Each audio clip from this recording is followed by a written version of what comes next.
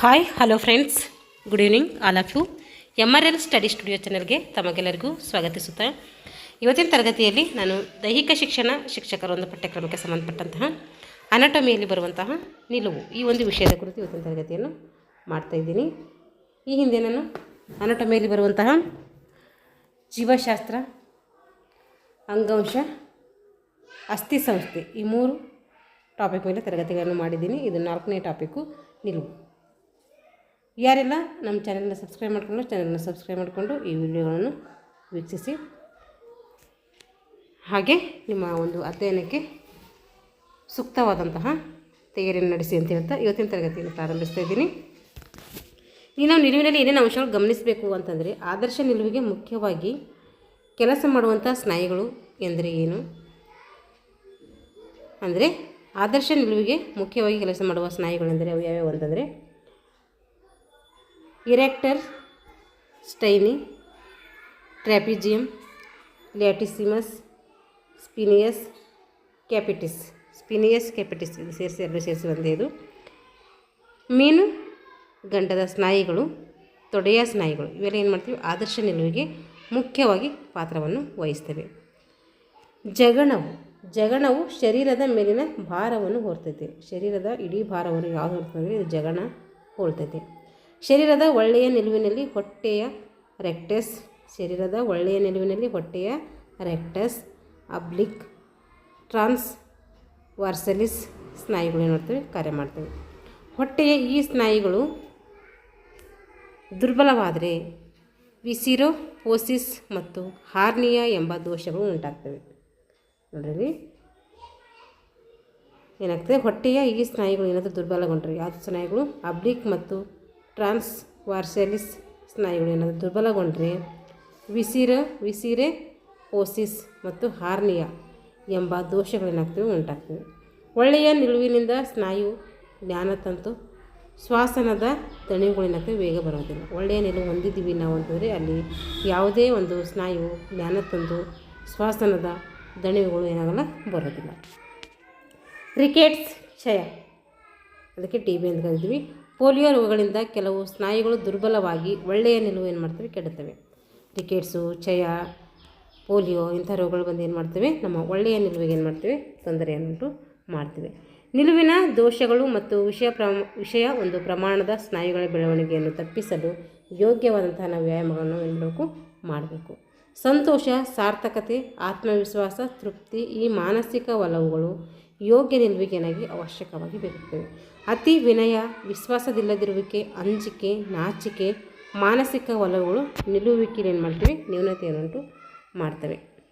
ಅನುವಂಶೀಯತೆಯ ಕೆಲವು ವಿಶಿಷ್ಟ ಒಂದು ಶಾರೀರಿಕ ರಚನೆ ಉಳ್ಳವರಿಗೂ ಕೂಡ ಒಳ್ಳೆಯ ನಿಲುವು ಏನಾಗಲ್ಲ, ಸಾಧಿಸಲಿಕ್ಕೆ ಸಾಧ್ಯ ಆಗುತ್ತೆ. ಎಲ್ಲ ಅಂಶಗಳಿಂದ ನಾವೇನಾಗ್ತದೆ, ನಿಲುವಿನಿಂದ ನಾವು ಒಳ್ಳೆಯ ನಿಲುವು ಪಡ್ಕೊಳ್ಳೋಕೆ ಏನಾಗ್ತೀವಿ, ವಂಚಿತರಾಗ್ತೀವಿ. ಹಾಗಾದರೆ ನಿಲುವಿನ ಪ್ರಕಾರಗಳು ಅಥವಾ ನ್ಯೂನತೆಗಳು ಯಾವ್ಯಾವು ಅಂತಂದರೆ, ಒಂದು ಗೂನು ಬೆನ್ನು, ಇಪೋಸಿಸ್ ಅಂತ ಕರಿತೀವಿ. ಹಾಗೆ ಲಾರ್ಡೋಸಿಸ್, ಸ್ಕೋಲಿಯಾಸಿಸ್, ತಾಕುವ ಮೊಣಕಾಲುಗಳು, ನ್ಯಾಕ್ನೀಸ್ ಅಂತ ಕರಿತೀವಿ. ಬಿಲ್ಲು ಕಾಲುಗಳು, ಬೌಲೆಕ್ಸ್ ಅಂತ ಕರಿತೀವಿ. ಚಪ್ಪಟ್ಟೆ ಪಾದ, ಫ್ಲ್ಯಾಟ್ ಫುಟ್ ಅಂತೇಳಿ ಕರಿತೀವಿ. ಹಾಗಾದರೆ ಗೂನು ಬೆನ್ನು ಅಥವಾ ಕೈಪೋಸಿಸ್ ಅಂತೇಳಿ ನಾವು ಇದಕ್ಕೆ ಕರಿತೀವಿ. ಒಂದು ಹೆಸರು ಮಣಿಸರಕ್ಕೆ ಇರುವ ಮೂಲ ವಕ್ರದಲ್ಲಿ, ಮಣಿಸರ ಇರ್ತಾರಲ್ಲ, ಬೆನ್ನು ಮಣಿಸರಕ್ಕೆ ಇರುವಂತಹ ಮೂಲ ವಕ್ರಗಳಲ್ಲಿ ಮೇಲಿನ ಬೆನ್ನಿನ ವಕ್ರವು ಹಿಂದೆ ಏನಾಗ್ತೈತಿ, ವಿಪರೀತವಾಗಿ ಬಾಗ್ತೈತಿ. ವಿಪರೀತವಾಗಿ ಗೋಣು ಮುಂದೆ ಬಾಗುವುದಕ್ಕೆ ಗೋಣು ಬೆನ್ನು ಅಂತ ಕರೀತೀವಿ. ಹೆಸರಲ್ಲೇ ಇದರ ಅರ್ಥ ನಾವು ಕಂಡುಕೊಳ್ಬೋದು. ಗಂಡಸರಿಗಿಂತ ಹೆಂಗಸರಲ್ಲಿ ಹೆಚ್ಚಾಗಿ ಕಾಣ್ತದೆ. ಏಕೆಂದರೆ ಹೆಂಗಸರಲ್ಲಿ ಏನಿರ್ತೈತೆ, ಮಾನಸಿಕ ನಾಚಿಕೆ, ಕೀಳರಿಮೆ ಇರ್ತೈತೆ. ಹುಡುಗಿಯರಲ್ಲಿ ಹೆಚ್ಚಾಗಿ ಇದು ಕಾಣಿಸ್ಕೊಳ್ತೈತೆ. ಅಯೋಗ್ಯ ಆಸನಗಳ, ಕಣ್ಣು, ಕಿವಿ ಇವುಗಳಲ್ಲಿಯೂ ದೋಷ ಉಂಟಾಗ್ತೈತೆ. ಕಾಲಿನ ಸ್ನಾಯುಗಳ ಅಶಕ್ತತೆಯಿಂದ ಅಥವಾ ದಣಿವಿನಿಂದ ಕೈಪೋಸಿಸ್ ಏನಾಗ್ತೈತೆ, ಮತ್ತಿಷ್ಟು ಬೆಳೀತಾ ಹೋಗ್ತೈತಿ. ವಿಶೇಷವಾಗಿ ಮುದುಕರಲ್ಲಿ ಕೂಡ ಇದು ಬರ್ತಾ ಹೋಗ್ತೈತಿ. ಯಾಕಂದರೆ ವಯಸ್ಸಾಗಿ ಅವ್ರಿಗೂ ಕೂಡ ಬೆನ್ನು ಬಾಗ್ತಾ ಹೋಗ್ತೈತಿ. ಬೆನ್ನು ಬಾಗುವಿಕೆಗೆ ಏನಂತೀವಿ ನಾವು ಗೂನು ಬೆನ್ನು ಅಂತ ಕರಿತೀವಿ. ಹಾಗಾದರೆ ಬೆನ್ನು ಗೂನು ಆಗಬಾರ್ದಂದ್ರೆ ಏನೇನು ಮಾಡಬೇಕು, ನಾವು ಚಿಕಿತ್ಸೆ ಏನೇನು ನೀಡಬೇಕು ಅಂತಂದರೆ, ಬೋರ್ಲಾಗಿ ಮಲಗಕ್ಕೆ ಹೇಳಬೇಕು. ಬೋರ್ಲಾಗಿ ಮಲಗಿ ತಲೆಯನ್ನು ಮೇಲೆತ್ತಬೇಕು. ಎದೆ ಮತ್ತು ಮೊಣಕೈಗಳನ್ನು ಹಿಡಿದು ಭುಜ ಮತ್ತು ತಲೆಗಳನ್ನು ಹಿಂದೆ ಅದುಮುವುದು. ಎದೆ, ಮೊಣಕಾಲು, ಕೈಗಳನ್ನು ಮತ್ತು ಭುಜ ಮತ್ತು ತಲೆಗಳನ್ನು ಹಿಂದೆ ಅದುಮಬೇಕು. ಸಾದಾ ದಂಡ ಮತ್ತು ಧನುರಾಸನ ಮಾಡಬೇಕು. ಸಾದಾ ದಂಡಾಸನ ಅಂತ ಕರಿತೀವಲ್ಲ ಅದು ಮಾಡಬೇಕು, ಹಾಗೆ ಧನುರಾಸನ ಕೂಡ ಮಾಡಬೇಕು. ಇಷ್ಟರಿಂದ ನಾನು ನೋಡ್ಬೋದು ಈ ಒಂದು ಕೈಪೊಸೆಸ್ಬಹುದು. ಹಾಗಾದರೆ ಲಾಡೋಸಿಸ್ ಇದು ವಿಪರೀತ ಹೊಟ್ಟೆ ಬಂದವರಲ್ಲಿ ಹೊಟ್ಟೆ ಮುಂದೆ ಬರ್ತೈತಿ. ಇದು ಲಾಡೋಸಿಸ್ ಅಂದರೆ ಹೊಟ್ಟೆ ಮುಂದೆ ಕಾಣುವುದು. ಬೆನ್ನು ಮಣಿಸರದ ಸೊಂಟದ ವಕ್ರತೆಗೆ ಅತಿಶಯವಾಗಿ ಏನು ಮಾಡ್ತೈತೆ ಮುಂದೆ ಬಾಗಿದಿರೋದಕ್ಕೆ ನಾವು ಲಾಡೋಸಿಸ್ ಅಂತೇಳಿ ಕರಿತೀವಿ. ಹೊಟ್ಟೆ, ಬೆನ್ನು, ಸೊಂಟದ ಸ್ನಾಯುಗಳು ಏನಾಗ್ತವೆ ದುರ್ಬಲತೆ ಇದಕ್ಕೆ ಕಾರಣವಾಗ್ತದೆ. ಹಾಗಾದರೆ ಲಾಡೋಸಿಸ್ ಹೋಗಲಿಸಬೇಕಾದ್ರೆ ಯಾವ್ಯಾವ ಚಿಕಿತ್ಸೆ ಮಾಡಬೇಕು ನಾವು ಅಂದರೆ ಮೊಣಕಾಲು ಮಡಿಚಿ ಎದೆಗೆ ತರಬೇಕು.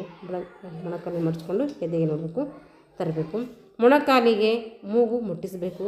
ಕಾಲು ಮೇಲೆತ್ತಿ ಸೈಕಲ್ ತುಳಿದಂತೆ ಏನು ಮಾಡಬೇಕು ತುಳಿಬೇಕು. ಹಾಗೆ ಸ್ಕೋಲಿಯಾಸಿಸ್ ಬೆನ್ನು ಮಣಿಸರವು ಹಿಂದಿನಿಂದ ನೋಡಿದರೆ ಒಂದು ಸರಳ ರೇಷ್ಮೆಯಂತೆ ಕಾಣ್ತೈತೆ. ಏನು ಮಾಡ್ತೈತೆ ಸ್ಕೋಲಿಯಾಸಿಸ್ ಅಂದರೆ ಬೆನ್ನು ಮಣಿಸರ ಇರ್ತದಲ್ಲ ಹಿಂದಿನಿಂದ ನೋಡಿದರೆ ಒಂದು ಸರಳ ರೇಷೆ ಅಂತದ್ದು ಕಾಣ್ತೈತೆ.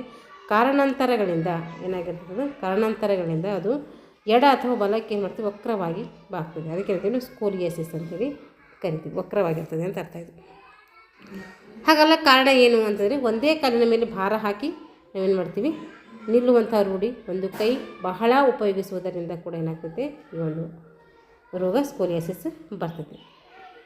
ಹಾಗಾದರೆ ಇದಕ್ಕೇನು ಚಿಕಿತ್ಸೆ ನೀಡಬೇಕು ನಾವು ಅಂದರೆ ಚಕ್ರಾಸನ ಮಾಡಬೇಕು, ಧನುರಾಸನ ಮಾಡಬೇಕು, ವಕ್ರಾಸನ ಮಾಡಬೇಕು. ಇವೆಲ್ಲ ಮಾಡೋದ್ರಿಂದ ನಾವು ಸ್ಕೋಲಿಯಾಸಿಸ್ ಏನು ಮಾಡ್ಬೋದು ಬಗೆಹರಿಸ್ಕೋಬೋದು.